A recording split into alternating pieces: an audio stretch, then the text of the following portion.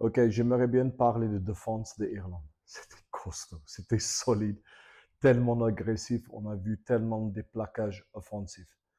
Mais ce qui me marquait le plus, c'était les efforts de 5 de devant.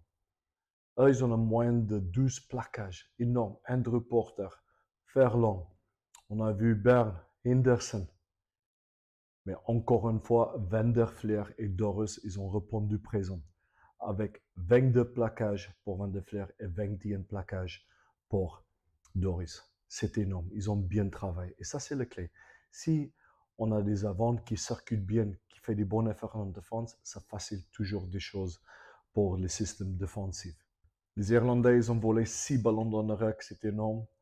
Ils ont forcé beaucoup de turnovers pour les Écossais. C'était compliqué pour les Écossais en attaque, même s'ils ont tenté des choses. Même s'il y avait une volonté pour jouer, ils étaient trop forts en défense, les Irlandais.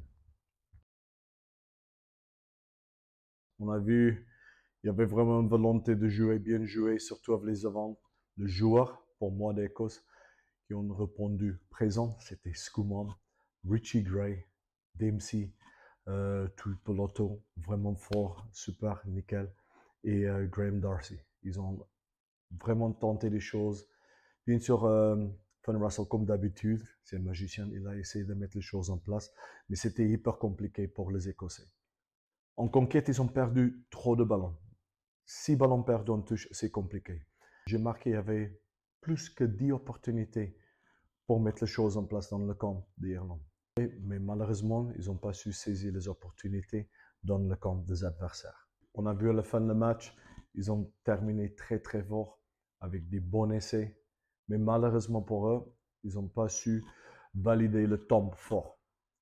Trop de turnovers, je pense qu'il y avait 8 turnovers, mais surtout, il y avait 2 moments hyper importants où il y avait des pénaltouches, ils n'ont pas sorti de ballon.